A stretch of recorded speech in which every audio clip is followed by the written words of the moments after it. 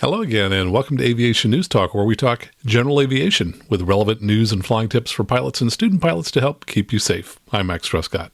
After the news, we'll talk about why sometimes smart pilots crash. And as part of that topic, we'll talk about a fatal accident of an intelligent, experienced pilot who made a number of mistakes and broke several FARs that led to the accident. Later, we'll also have some of your emails and comments. Thanks so much for sending those. Now, last week in episode 219, we talked with Jason Blair about the oral portion of the CFI check ride. So if you didn't hear that episode, you may want to check it out at aviationnewstalk.com/219. And it's February, and there's still time to send us a Valentine. We're a listener-supported show and still ad-free, so please send us a Valentine by signing up to become a member and support the show financially at aviationnewstalk.com/awesome. And when you do, I'll read your name on the show. This week in the news, Cessna resumes production of an older model. Another GA manufacturer is tripling the size of its factory, and we have a number of incidents and accidents to report, including one pilot's encounter with a ladder. All this and more, and the news starts now. From avweb.com, Turbo Skyline returns to Textron lineup. Textron Aviation announced it will be returning the Cessna Turbo Skyline T182T to its piston product lineup. A turbocharged version of the Cessna 182 Skyline, the Turbo Skyline T182T was introduced in 2001 and production was paused in 2013. The company says it's currently taking orders for the model with plans to begin deliveries in early 2023. At a base price of $653,000, the 2023 Cessna Turbo Skyline will feature the Garmin G1000 NXI avionics, with a GI 275 electric standby, a constant-speed 3-blade electric de-iced Macaulay propeller, and in-cabin oxygen system. Powered by the Lycoming TIO 540 engine, it's equipped with a Hartzell engine technology turbocharger designed to provide the aircraft with 235 horsepower up to its 20,000-foot ceiling. The 4-seat Turbo Skyline has a top cruise speed of 165 knots, a 971 nautical mile range, and useful load of 998 pounds. From Teslarati.com, Elon Musk jet tracker gains FAA approval to continue tracking flights. Elon Musk flight tracking rival Jack Sweeney won a small victory after receiving approval from the FAA to continue tracking the billionaire's flights. Sweeney announced that his permission from the FAA, which was submitted via a Freedom of Information Act, was approved via Twitter. Now, that seems a little odd. He says, "My FAA FOIA request went through. Now I have the registration and airworthiness documents for all the SpaceX jets," he tweeted. Now, until the government entity's approval, Sweeney had been engaging in public discourse on Twitter and educating the masses on the rights to information, including the tracking of a billionaire's travel by a private jet, which he'd been doing with his Twitter account. Initially, Musk offered the 19-year-old a sum of $5,000 to remove the now infamous @ElonJet Twitter account. The unbudging teenager raised the stakes by 10 times the amount, despite pleas from the Tesla leader via Twitter. Along with a $50,000 demand to close out the flight tracking Twitter page, the teen proposed a potential internship opportunity with Tesla or SpaceX, or a new Model 3 as a consolation. However, Musk has yet to respond to Sweeney's condition. Sweeney had not only singled out Musk's travel plans like a starstruck kid. Accounts following the flights of Bill Gates, Jeff Bezos, and Mark Cuban are also in service to Twitter audiences. Now, what's interesting about this story is that many corporate jets take part in an N-number blocking program offered by the FAA so that people can't track their aircraft. But it sounds like this young man has found a way to track aircraft even if they are participating in the FAA program. So, yet another privacy issue. From IEEE.org, following the money in the air taxi craze, are eVTOLs the mother of all aerospace bubbles? Now, we haven't talked much about eVTOLs on the show in the past, mainly because there are so many of them, and none of them have yet made it to market. When they become a little bit closer to market, we'll probably talk more about them. Now, this is a fairly long article, but let me just jump in midway here. It says, but with some of these companies pledging to start commercial operations in 2024, there is no clear answer to a fundamental question. Are we on the verge of a stunning revolution in urban transportation, or are we witnessing, as aviation analyst Richard Abolafia puts it, the mother of all aerospace bubbles? Even by the standards of big money tech investments, the vision is giddily audacious. During rush hour, the skies over a large city, such as Dubai or Madrid or LA, would swarm with hundreds and maybe thousands of eVTOL air taxis. Each would seat between 1 and perhaps 6 passengers and would eventually be autonomous. Hailing a ride would be no more complicated than scheduling a trip on a ride-sharing app. And somehow the cost would be no greater either. In a discussion hosted by the Washington Post last July, the founder of Joby Aviation said, quote, "Our initial price point would be comparable to the cost of a taxi or an Uber, but our target is to move quickly down to the cost of what it costs to drive your own car. And we believe that's the critical unlock to making this transformative to the world and for people's daily lives." Asked to put some dollar figures on his projection, he said, "Our goal is to launch the service at an average price of around $3 a mile and to move that down below $1 a mile over time. The cost of an Uber varies by city and time of day, but it's usually between $1 and $2 per mile, not including fees." Industry analysts tend to have more restrained expectations. With the notable exception of China, they suggest limited commercial flights will begin with eVTOL aircraft flown by human pilots, a phase expected to last 6 to 8 years at least. Costs will be similar to those of helicopter trips, which tend to be in the range of $6 to $10 per mile or more. Of the 250 startup companies in the field, only 3, Kitty Hawk, Whisk Aero, a joint venture of Kitty Hawk and Boeing, and EHang, plan to go straight to full autonomy without a preliminary phase involving pilots, says Chris Anderson, COO at Kitty Hawk. To some, the autonomy issue is the heart of whether this entire enterprise can succeed economically. When you figure in autonomy, you go from $3 a mile to 50 cents a mile, says Anderson, citing studies by his company. You can't do that with a pilot in the seat.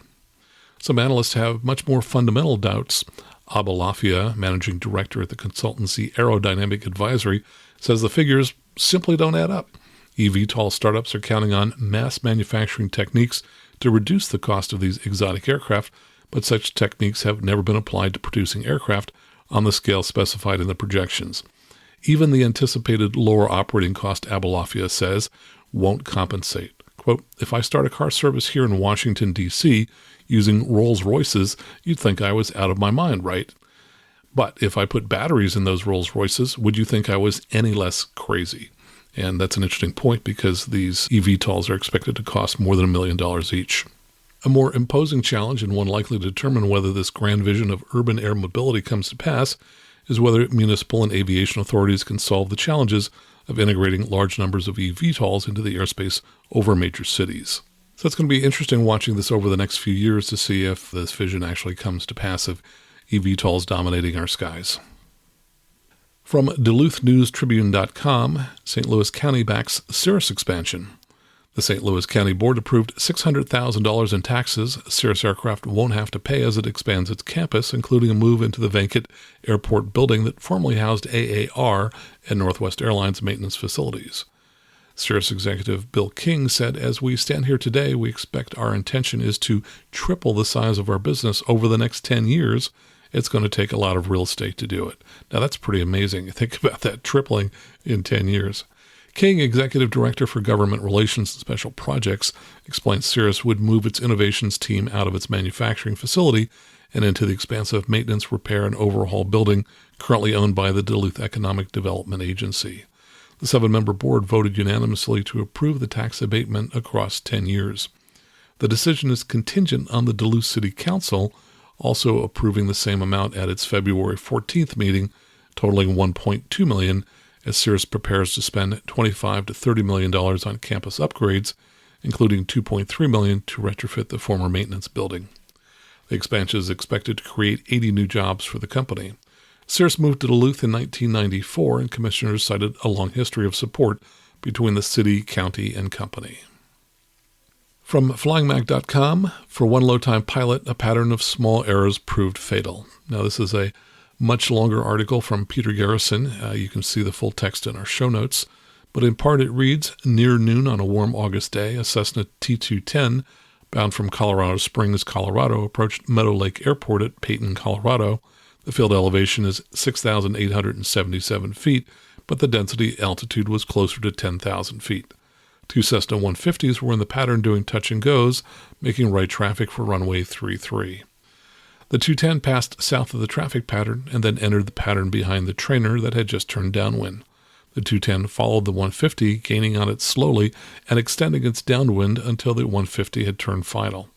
By the time the 210 turned base, it had drifted somewhat westward, perhaps because of the courting tailwind or because the runway, which was on the pilot's right, was so far behind him that he could no longer accurately judge his position with respect to it.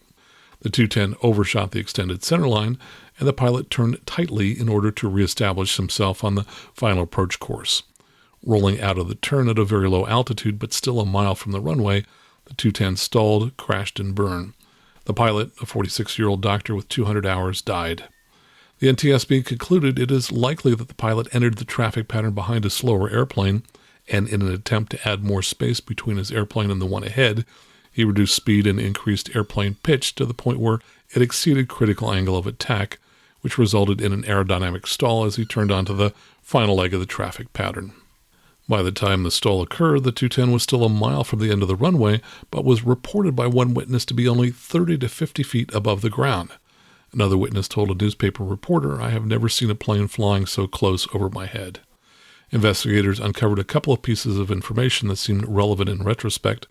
A mechanic who had flown with the pilot to break in some newly replaced cylinders recalled that he had to remind him to use flaps. Photographs of the wreckage show clearly that the flaps were retracted. With a forward CG, 30 degrees of flaps would have reduced the 210's stalling speed in a 45-degree bank by 9 knots.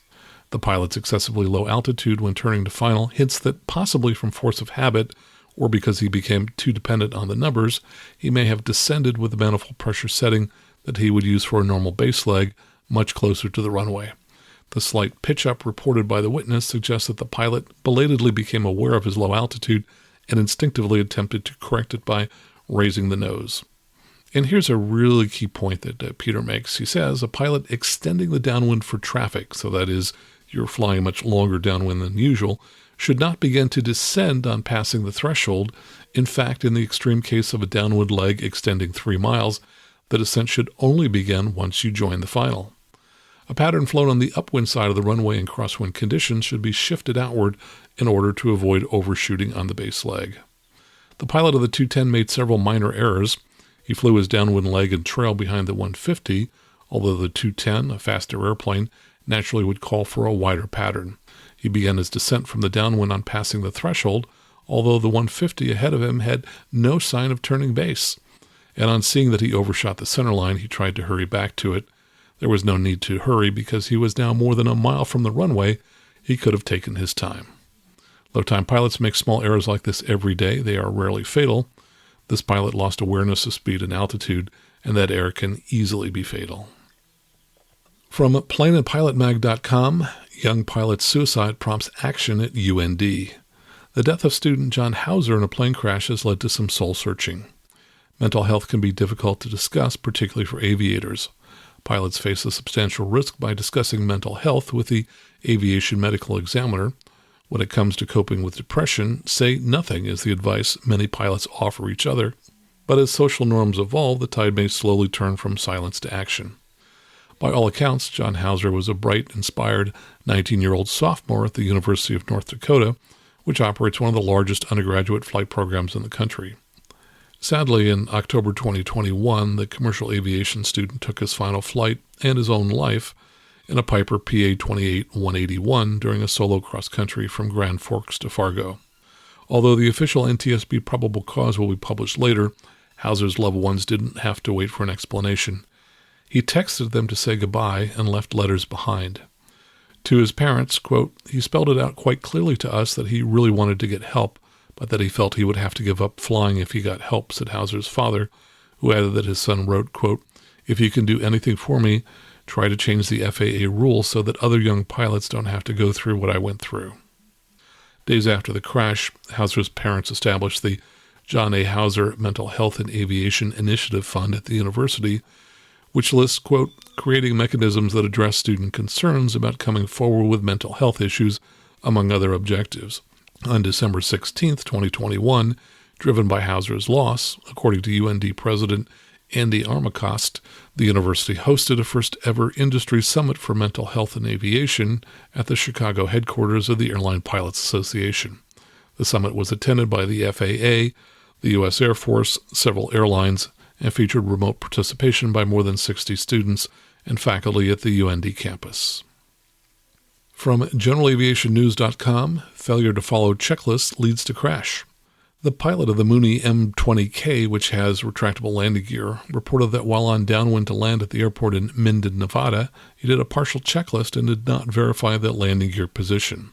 While on final approach, about 20 feet above the ground level, he heard over the radio that his gear was not down. He immediately extended the landing gear, applied full power, and applied back pressure on the control yoke. With the airplane still in the landing configuration, he believed that the airplane stalled and subsequently landed hard, separating the nose gear. The airplane veered off the runway and hit a runway sign before it came to rest upright. The left wing was substantially damaged. The pilot reported that there were no pre-accident mechanical failures or malfunctions with the airplane that would have precluded normal operation. Probable cause, the pilot's failure to complete a before landing gear checklist, which resulted in his delayed extension of the landing gear, and his subsequent exceedance of the airplane's critical angle of attack, which resulted in an aerodynamic stall. And from thepilot.com, small plane crash lands at airport, 2 uninjured. This just occurred last week.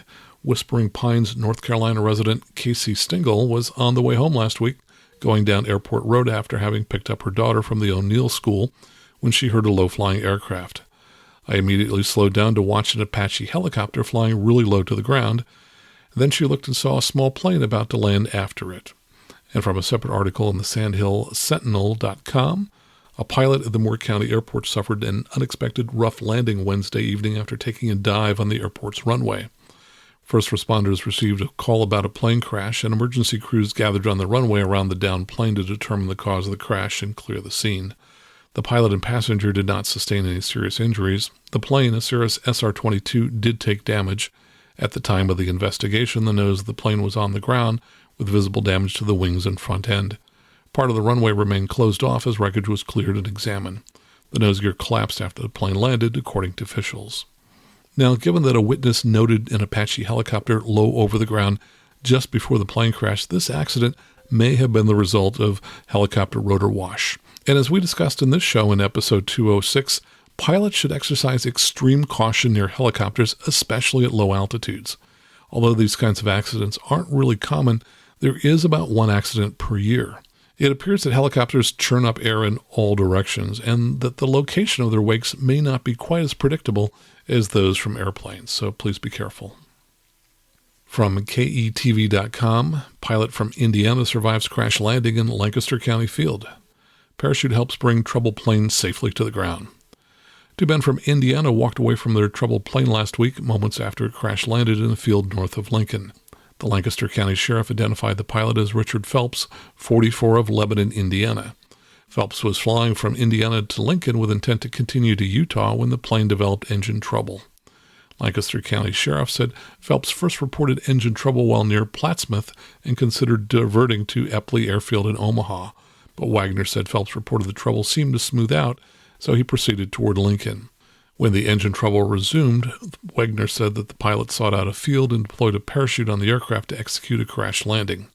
Wagner and a passenger, Mark Helms, 60, of Whitestone, Indiana, were not hurt. The make and model of the aircraft is a 2019 Cirrus SR20 Turbo. Now, from what I've read elsewhere, the pilot reported low oil pressure and about 2 minutes later had a complete engine failure. And that's consistent with what I've read about engine failures that begin with low oil pressure warnings. So, if you get a low oil pressure warning, fly directly to the nearest airport, and you might even consider climbing while you still have some engine power. And finally, from GeneralAviationNews.com, distracted pilot takes off with ladder hanging from the landing gear. This comes from a report the pilot wrote to the Aviation Safety Reporting System managed by NASA. He says, I departed the airport with a 4-foot fiberglass ladder used at the fueling station, accidentally hanging from my right main landing gear.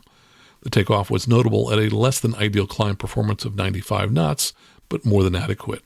While cruising at approximately 3,500 feet, I noticed cruise speed to be below ideal, approximately 109 knots, where 135 knots was expected, and the autopilot trimmed more forward than usual. To get a better view from the pilot's seat without removing my seatbelt, I used my cell phone to take a picture out the right co-pilot's window of the right main landing gear and noted the dented wheel pant and a small ladder hanging from the right main landing gear. I did not attempt to slow nor speed up, nor any maneuvers to attempt to shake the ladder free. The plane was in stable flight and in no imminent danger. The descent and approach pattern and landing back to the airport were uneventful. I taxied directly to the ramp to park and tie down. Aside from cosmetic damage to the right wheel pant and the landing strut cover, no other damage was noted. He recalled that when he was filling up with fuel, I took note of the short green ladder used to fuel my aircraft. It was awkward to stand on top of the ladder and fuel.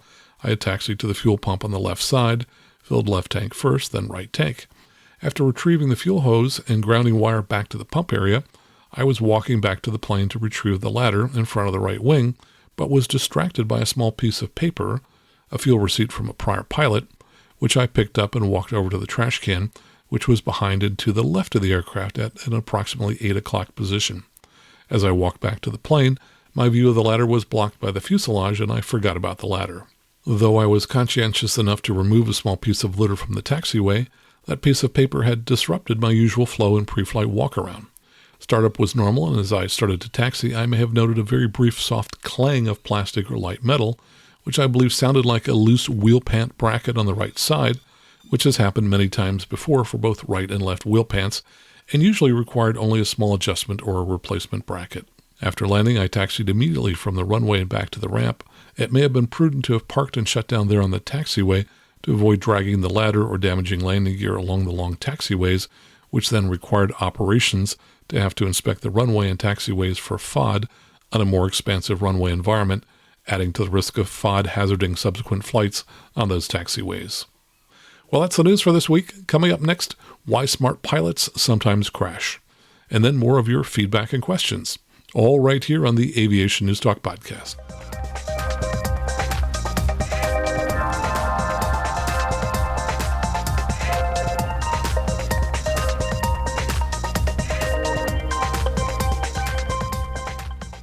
And just a quick update before we talk about why do smart pilots crash. By the time you hear this, I will be on a 3-day trip bringing a Vision Jet back from Knoxville. So I head out on a commercial flight on Sunday to get there. Monday we'll start flying back. We'll spend Monday night in Salt Lake City if all goes well. And then on the following day, Tuesday, bring that jet back into Hayward, California. So it should be fun. If you happen to see us along the way, please say hello. Now let's talk about why do smart pilots crash. Now, I never thought about this until I got an email from a high-time flight instructor who said that smart pilots were the ones that worried him the most. Now, I found that intriguing, as I'd never thought about smart pilots being potentially worse pilots. If anything, I would have guessed they tend to be better pilots. But maybe being smart does put some pilots at a disadvantage. At the end of this segment, I'll tell the story of an arguably intelligent and experienced pilot who made a lot of mistakes and broke several FARs in what appeared on the surface to be an icing accident, but which was far more complex than that. First, let's explore the topic of smart pilots who crash. I think as pilots, we're all proud of our skills, and it's almost unthinkable to us that we might make mistakes and crash. Yeah, it's unthinkable because none of us really wants to confront our own mortality and admit that, yes, there are risks involved when flying, and that each time we fly a GA aircraft, we're taking on some additional risk. It's also unthinkable because it's easy for us to rationalize the mistakes of other pilots who have crashed and just dismiss them as dumb pilots who made stupid mistakes that you and I would never make. Well, sadly, I've been to a lot of pilot funerals in my nearly 50 years of flying, and if you've ever attended a pilot funeral, you may have heard what I've consistently heard, and that is someone at the funeral who says he was a really good pilot. Now, the first few times I heard that, I may have thought, well, that's incorrect because clearly he made some mistakes. But over the years, I've come to realize that most of the time when someone says he was a really good pilot, it's actually a true statement. Now, the uncomfortable reality is that good pilots and even really intelligent pilots still make mistakes, and sometimes they crash.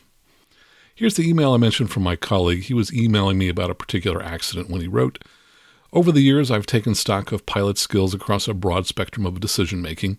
The very smart pilots, especially the PhD types, are the pilots I've fretted over the most. In a few cases, they have taken on weather and lived to talk about it.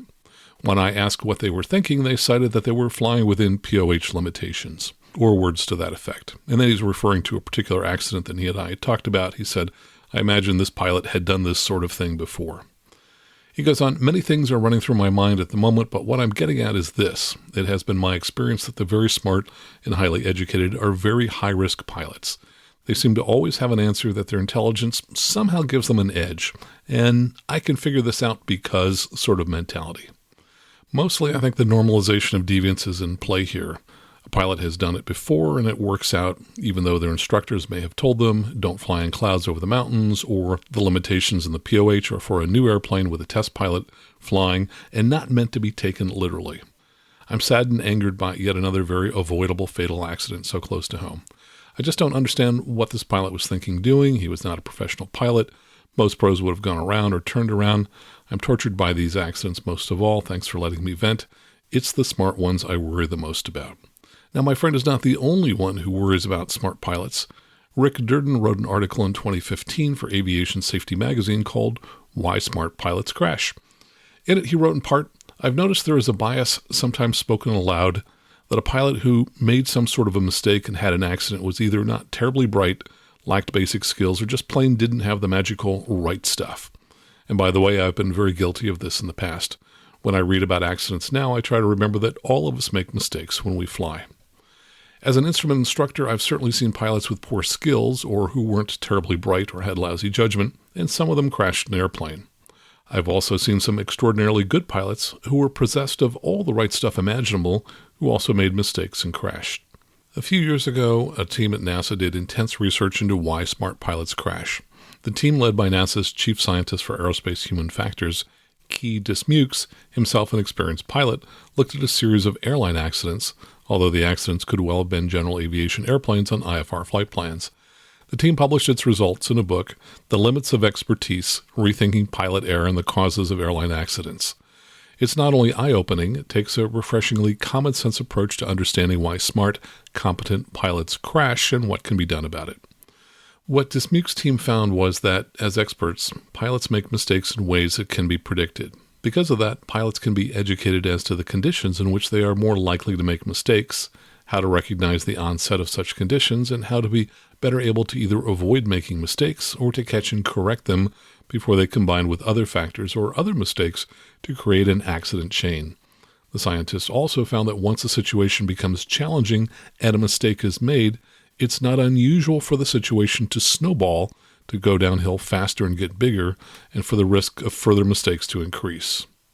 Now, further down in the article, under a section called Plan Continuation Bias, he writes, Dismukes' team identified a factor that figured into a significant number of accidents and must be taken into account, even though it is generally a good thing, the desire to complete the flight to the planned destination. Sometimes it is precisely the wrong thing to do when things are going south and the pilot's cognitive ability is adversely affected by massive sensory overload. The problem is that something called the mission orientation/plan continuation bias means we tend to press on in spite of changing conditions. It also means the bias gets stronger as we get nearer to the completion of the activity, and it works to actively prevent us from noticing subtle clues that the conditions in place when we made our original plan have changed. A good example is the reluctance to carry out a missed approach when the weather has gone below minimums, and the willingness to go well below minimums in hope of finding a runway.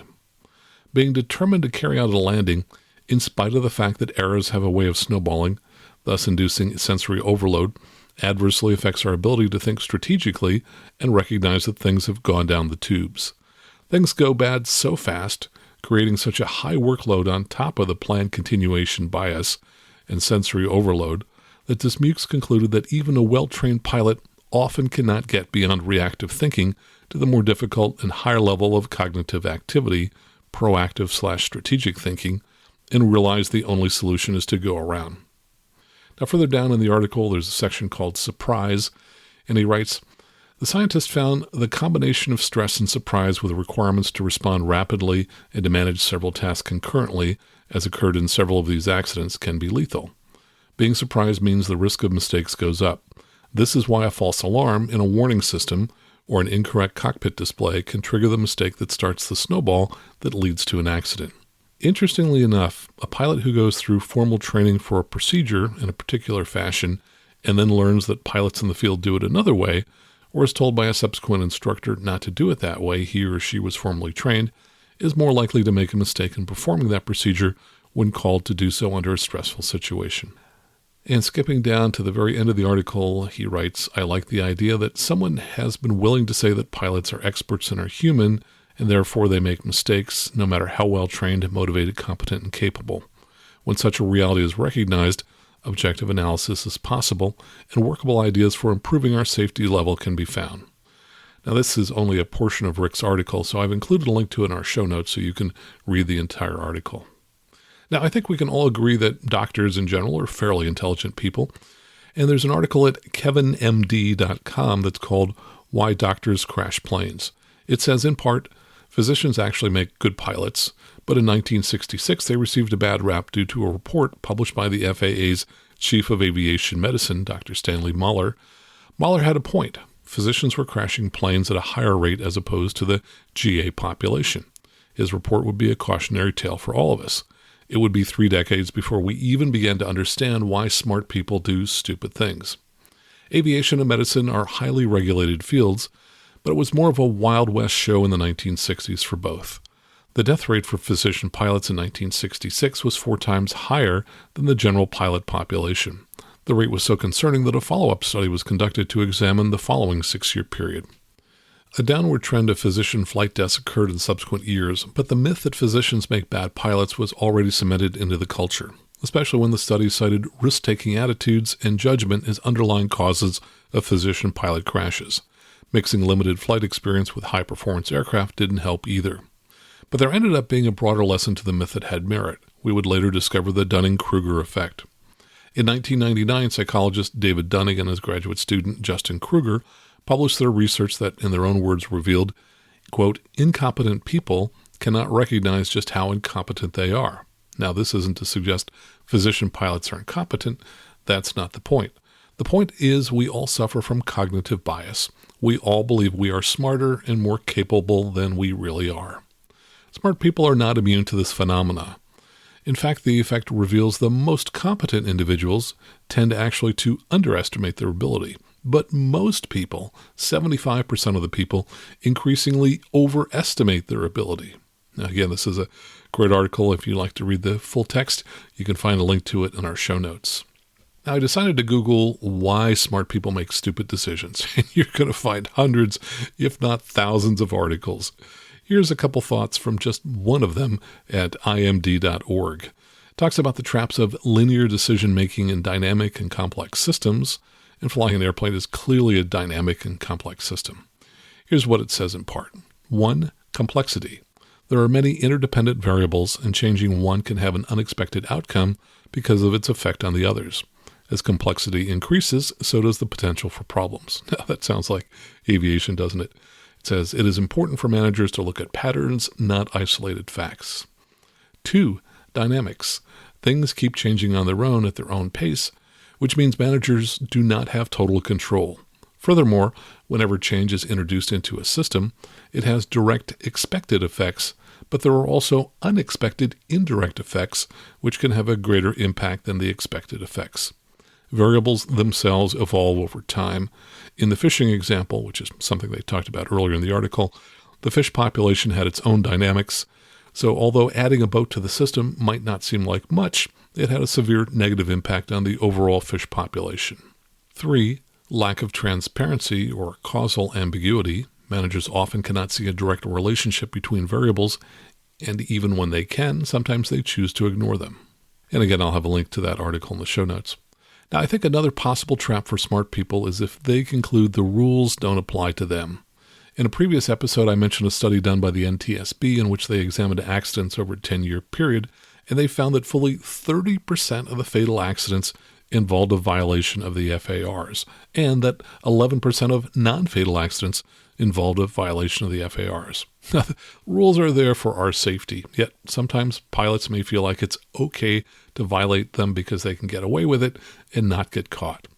For example, this past summer I flew with a pilot just one time, and afterwards this pilot who was working on his instrument rating told me that he had filed and flown IFR multiple times by himself, even though he didn't have an instrument rating. Now, oddly, he told the same story to a client of mine who happened to mention it to me, so I heard the same story twice.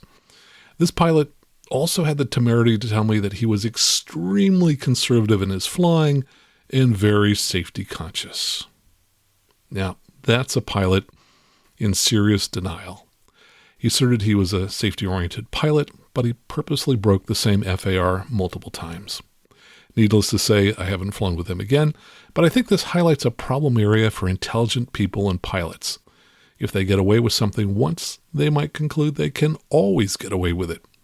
But flying is a complex and dynamic environment, and just because you get away with something 100 times, you may find that things are a little different on the 101st time and crash. Here's an example of that. Over 20 years ago, the Little River Airport in Northern California didn't have any instrument approaches, but it was right next to the Pacific Ocean and it was often fogged in.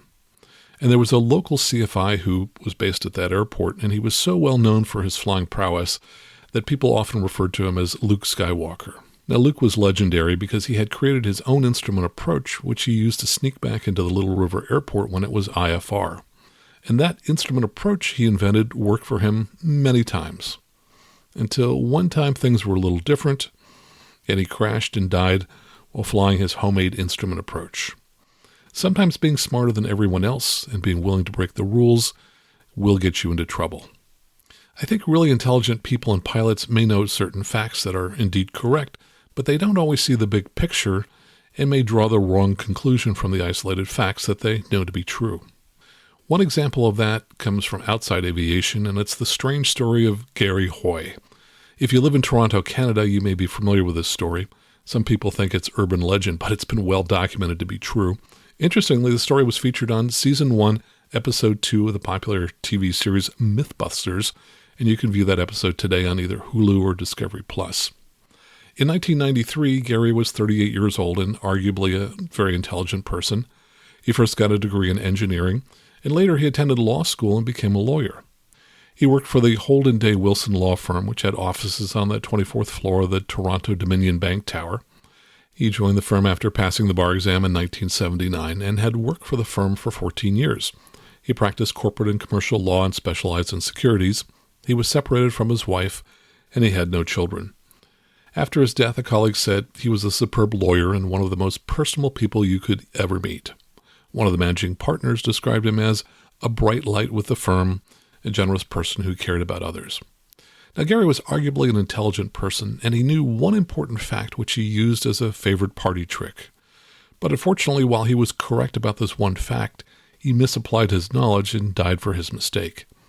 As I mentioned earlier, he had a degree in engineering, and the robustness of modern building techniques was a subject of particular interest to him. The one fact that Garry knew was that glass used in skyscrapers has a very high tensile strength. In other words, it's really strong and it won't break easily. And to prove this point to people, on a number of occasions, he threw his body up against the glass to show that it wouldn't break. And for a long time, he never went through any of the windows. Well, one Friday night at a party in the office for junior employees at the firm, Garry demonstrated this party trick again and bounced off the glass as he had done before. According to Detective Mike Stoll, quote, however, he did it a second time and this time crashed right through the middle of the glass. He died in the fall from the 24th story. Interestingly, Garry was correct about his point. The high tensile glass did not shatter. But like flying, which is complex, so too are buildings. The point Garry overlooked is that while the glass is strong and won't shatter, the frames into which the glass are set are not as strong. When Garry hit the window the second time, he apparently popped the glass out of its frame. Garry also lacked the knowledge of structural engineer Bob Greer, who said, I don't know of any building code in the world that would allow a 160-pound man to run up against a glass and withstand it. Now let me tell you a little bit about the icing accident I mentioned. The pilot had a number of advanced degrees and was arguably very intelligent. He had a private and instrument rating and nearly 1,000 hours of flight experience, most of it in the accident aircraft.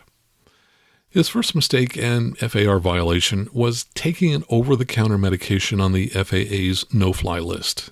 The toxicology report showed cetirizine in the pilot's bloodstream at a level that suggests that it had been taken within 24 hours of the accident. Cetirizine is a sedating antihistamine used to treat hay fever and allergy symptoms, hives, and itching.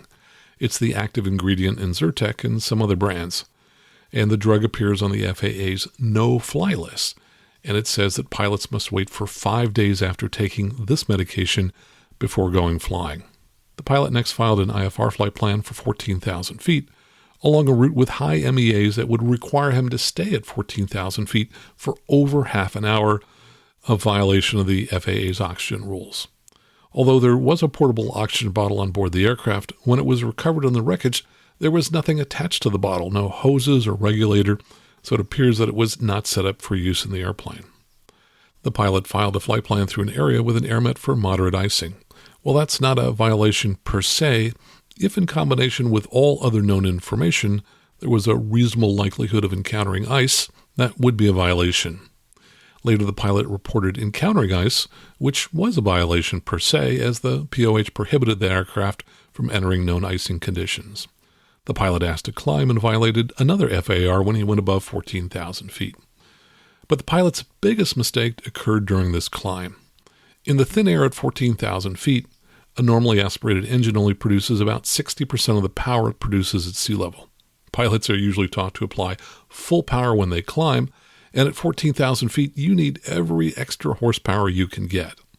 But for some reason, this pilot remained at cruise power when he started to climb. And for 90 seconds, he climbed at cruise power while the aircraft lost over 40 knots of speed. Finally, the pilot must have realized his mistake, and he increased the power, but not all the way up to full power. He remained at that power setting for 60 seconds, but it was too late. The aircraft apparently stalled while still in the clouds, and it appears the pilot lost control. And this pilot had apparently done risky things before. In writing about a trip to Alaska, he wrote, "We never knew what kind of weather we might encounter. Once we flew all the way back to Port Hardy under the 200-foot ceiling, through the channels, only occasionally being able to climb high enough to go over the islands." So why do intelligent pilots crash? In some cases, it's because they feel they're smart enough that they can break the rules and get away with it. Early in my flying career, I once briefly thought about which rules might be okay for me to break. But I didn't think about it very long, as I concluded that if I were to allow myself to break one rule, it would become a very slippery slope, and I wouldn't know where to draw the line. Which rules are okay to break, and which ones are not okay to break. So throughout my flying career, I have made following the rules a game. I work really hard to never break any FAR under any circumstance. And yes, that may at times be inconvenient, but I don't ever want to feel that I'm so smart that I can break the rules, because the rules are there for our protection. And when we break a rule, we're cutting into our margins of safety. And we really need as big a margin as we can get in every phase of flight. So I encourage you to be a really smart pilot, work hard to know all of the rules, and never break any of them. Coming up next, listener feedback and questions, all right here on the Aviation News Talk podcast.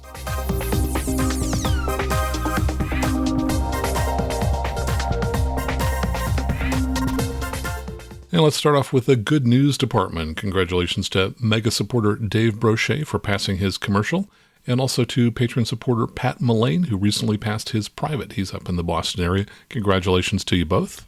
And now for a few updates, as well as your feedback and questions. Just wanted to mention that I saw on the safepilots.org Facebook page. Now that's the Facebook page for SAFE, which is one of the professional societies for flight instructors.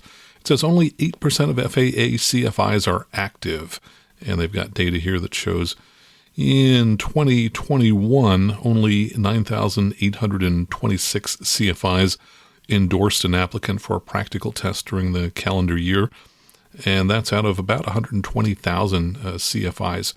Now, you may be active in other ways besides endorsing candidates. Perhaps you're giving flight reviews, or you may be giving, check rides, things like that.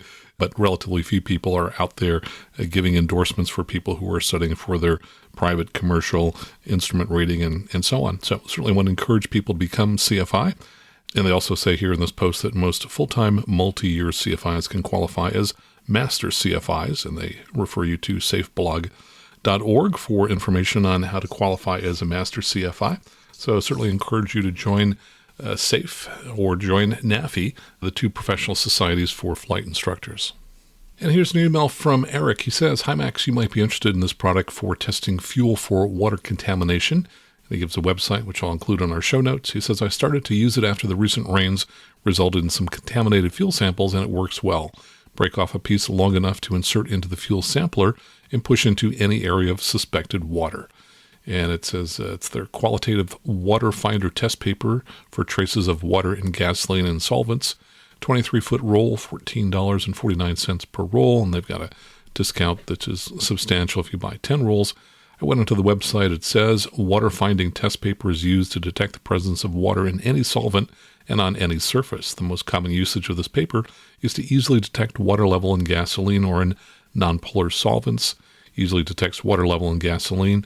Used to detect the presence of water in any solvent. The paper starts out white and then becomes pink once it comes into contact with water or steam. The paper will not change if it does not come into contact with water.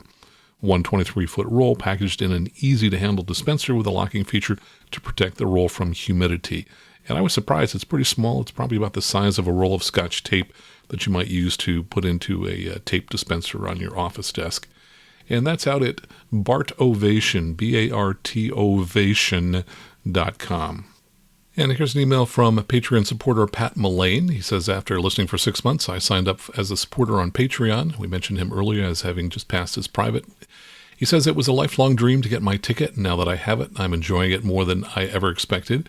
Your podcast has taught me so much, but most importantly, it's helped me become a safer pilot, which my wife and I greatly appreciate. As additional thanks, I'd love to send you a copy of my book, The Father, Son, and Holy Shuttle, Growing Up as an Astronaut's Kid in the Glorious 80s, which is about my love of aviation, growing up with a dad who started his career as an Air Force aviator and then became a space shuttle astronaut. And he mentions him at MikeMullane.com. Says he ended up flying a space 3 times in the late 1980s. Again, appreciate all you do. Godspeed. He says, P.S. I went through ROTC in college, became an Air Force officer myself. Eyesight disqualified me for flying, but I worked in classified satellite operations out in your neck of the woods, Sunnyvale. I love living there. Yeah, Sunnyvale's the town adjacent to my home here in Mountain View. And thanks so much for sending the book, which I have sitting right here on my desk and I will get to shortly. And here's an email from Dave in Chicago. He says, love your show. I'm listening to your discussion on the Virga app. I think it's a terrible idea. It should have been called distraction. The last thing a pilot should be doing in bad weather is reaching for a phone and essentially texting. Now, Dave, I would like to point out that, of course, you can also give PIREPs in good weather. And I agree, if you're in the midst of a storm, don't be using the phone. He says, it doesn't matter how many clicks it takes to submit a PIREP on the app, it can wait. If the weather is that severe, key the mic and tell ATC using plain English what is happening. And it wants you to take a picture. No, there are an abundance of weather apps available to pilots, and I'm not sure how a picture of a cloud is going to help my flight planning. Maybe I'm the crusty old pilot now, but in my opinion, pilots are spending too much time looking at gadgets. He says, as an airline pilot, we fly with iPads using JEP FD Pro. When I fly a visual approach, either in a 737 or a PA-32, I don't look at the iPad, I look out the window. Could it assist in pre-flight planning? Maybe, but pilots staring at an EFB app during a visual approach is not good airmanship, nor is reaching for a phone when you should be flying the airplane. Just my 2 cents. Thanks for the great podcast. Dave, I totally agree with you on distractions in the cockpit. I've observed over the years that a lot of people spend way too much time playing with their iPads in flight. And I've also observed and kind of experienced myself recently the same thing with GoPro cameras. And I've learned that, wow, having done a few of these flights myself and having set up the cameras, huge distraction. So I'm not sure what the answer is, but I think like everything in life, you've got to strike a balance. And I'm sure there are safe times for using the Virga app and for using iPads in flight. This comes from David from Texas. He says, having flown to the West Coast from Houston numerous times in my TBM, I encountered a GPS outage in the area of 29 Palms. That's way down in Southern California. He says, after noting the loss on both my mounted avionics as well as 2 for-flight powered iPads, I called the controller. They checked and indicated they were doing some testing. My understanding is that they were likely blocking the signal. This also was during a heated time with North Korea. Thanks for that, David. Here's an email from Patreon supporter Roger Griggs. He says, how far back does the seat go in a Cirrus, in a Cessna? Why would it go so far back that the average person would not be able to manipulate the controls? The idea of limiting the seat travel seems like a good one. I fly a Meridian M600. I'm 6'2". My seat is in the next to last slot. If it slid all the way back, it is only 1 inch more. Seems like a design flaw for Cessna and Cirrus. And I wrote back to him and I said the seats probably, now these are my estimates, probably go back at least 12 inches in a Cirrus and 18 inches in a Cessna, depending upon where you initially have it positioned. The reason they need to do that is it would be very hard to get into the seat if it were anchored all the way forward, especially in a Cessna where you have the yoke out over the seat. The best design for no seat slippage I've ever seen is the Diamond DA40 and the Diamond DA42, where the seat doesn't move. Instead, you adjust the rudder pedals. And I also said it's great that you don't have to worry about seat slippage in your Meridian. Always nice to eliminate at least one possible accident cause. And after talking about seat slippage on the show, I now recheck my seat just before takeoff. And here's an email from PayPal supporter Mahesh Sakaran. He says, I just listened to episode 216, which sparked a couple of questions. I provide my PIREPs to whichever ATC facility I'm in contact with at the time, rather than switching over to flight service. It's just easier, and since my PIREPs are normally about adverse weather conditions like icing, I don't have to switch frequencies while I'm flying in challenging weather. My question is, do the PIREPs provided to ATC get put into the wider system for all pilots to see all of the time, some of the time, or rarely? I wonder whether your controller contacts could shed some light on that. Secondly, I was intrigued by the mention of using cellular connections while in the air in connection with the Viagra app. I was under the impression that the FCC forbids the use of cell phones in the air. Is that not true? Thanks, Max. Keep the great podcast episodes coming. And to answer your question, everything I have heard is that controllers look at passing along PIREPs as a secondary duty. And so I would say that they pass them along some of the time. I'm sure it's not all the time. I don't know that it's rarely, but you may want to actually just check that out yourself. Each time you provide one, check later and see, hey, did that PIREP make it into the system? And regarding the second question, yes, I do believe the FCC doesn't allow the use of cell phones in the air. I did read at one point in time that you could use them with the approval of the captain. I don't know if that's true or not, but anyway, I'll just leave that up to every individual as to what they choose to do. Here's a comment from YouTube with Brian W. He says, regarding the seat sliding back, I don't know anything about the SR20 other than they are really cool airplanes, but this is certainly a known issue in a little Cessna. Many of them have rail locks to prevent this from happening, along with making it almost impossible to get out of the airplane without being a bit of a contortionist if you're a little on the tall side. Anyway, isn't that one more reason you're supposed to keep your hand on the throttle on takeoff? So if the seat starts to slide back, you automatically pull back on the throttle of the airplane and it settles back down on the runway. Although I certainly understand how pulling back on the throttle with the nose high might not be an optimal solution either. And he says, was this a short runway takeoff scenario? Thoughts? And I wrote back, Brian, I said you raised an interesting point. I always teach people to keep their hand on the throttle on takeoff until we're at a safe altitude, mostly because I've seen so many Cessna throttles back out on takeoff when the pilot's hand isn't on them. I hadn't thought about the merits of keeping your hand on the throttle and pulling it back if the seat starts to slide back. That seems like a very good idea, especially if the seat slide occurs close to the ground as ours did. The startle factor of having the seat go back is huge. I imagine some people might let go of the throttle when startled by a sliding seat. But I think one could train themselves to tighten their grip on the throttle if they slide back. I'm not sure what the dynamics would be if the seat slip occurred at 50 to 100 feet in the air. If you hold onto the yoke, you'd certainly stall. If you let go of the yoke and pull back the throttle, the nose should drop, but might not stall, so that would probably be better. In our case, we were taking off from our home field, which is a relatively short runway, but we weren't doing a short field takeoff. Though after the seat slid, we ended up pitched up about where we would be if we had been doing a short field takeoff. And here's an email from patron supporter Roger Griggs. He says, maybe you could do an episode for companions in the future. I know several pilots who have spouses who hate to fly. I always thought that if spouses were better educated, they might get more comfortable and could learn to become an asset. My wife is very knowledgeable. She reads my checklist to me and confirms each item. She knows what to look for on takeoff and landing. She tunes the radios to the right frequencies. She is fully capable of landing the plane.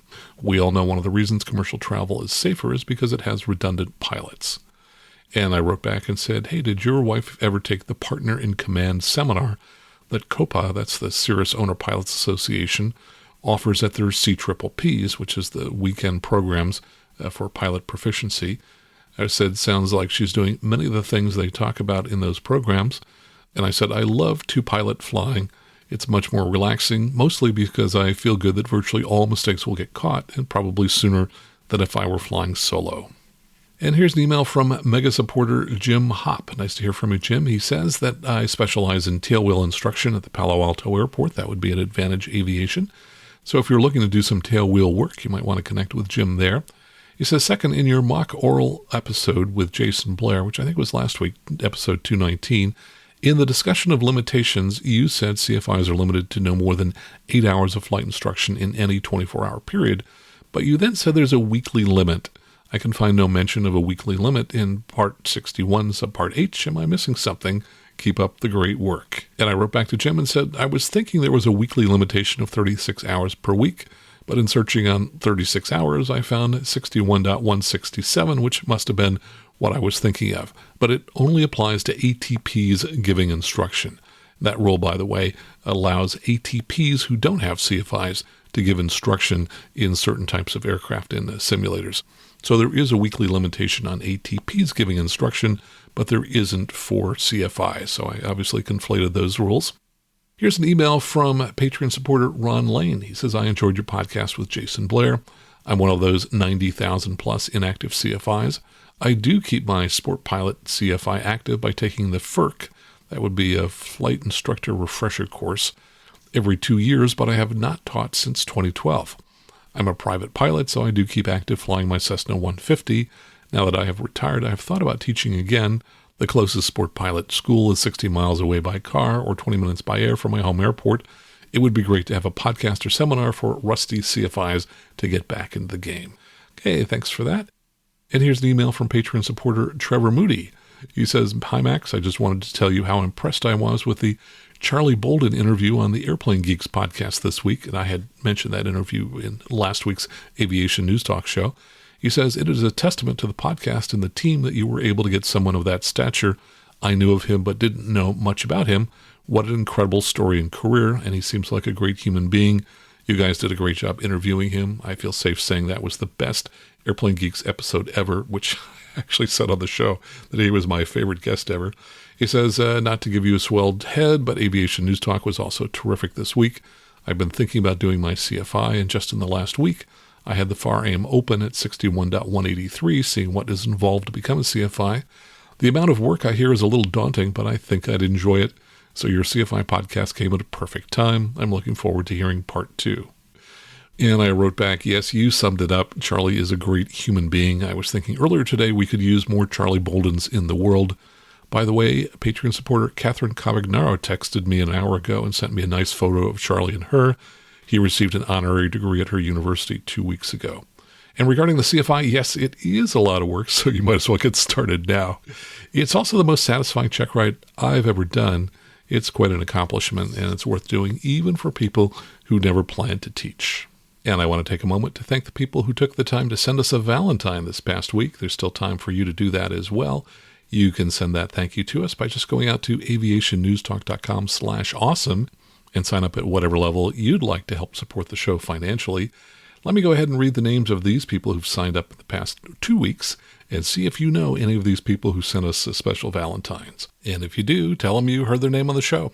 We have one new mega supporter, and that's Lambo Jalipalan. He's from New York City. We'll tell you more about him in the future. We have other supporters, including Mark Guest at the $20 level. We've got 2 anonymous supporters, one at the $8 and one at the $20 level. Scott W. edited his pledge up to $20 a month. Jonathan Marty did the same, up to $35 a month. Aaron Elder joined us at $20. Hello, Aaron. I've flown with him before. Robert Toe, $20 a month. Raymond Rado Jr., $35 a month. Thomas Ard at $8 a month. Michelle Perrine, $8 a month. Mahesh Sankaran, $10 a month, and Tariq Rashid, $20 a month. And if you'd like to make just a one-time donation, head on out to aviationnewstalk.com/PayPal. You don't even need a PayPal account. Just go ahead and enter the amount that you'd like to donate.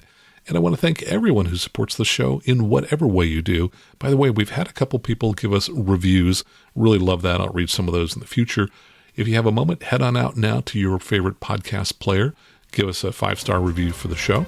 And thanks also to everyone who sends us your emails. And I'll hopefully run into a few of you on the road this week. So until next time, fly safely, have fun, and keep the blue side up.